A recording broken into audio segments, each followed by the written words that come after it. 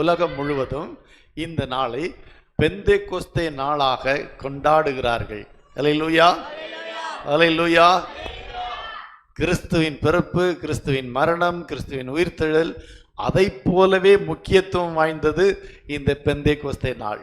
உண்மையிலே சொல்ல போனால் கிறிஸ்துமஸை போல இந்த நாளை நாம் கொண்டாட வேண்டும். ஏனென்றால் சபை சரித்திரம் உருவான நாள் இந்த நாள். அல்லேலூயா. புதிய ஏற்பாட்டு சபை உருவானது இந்த நாள்.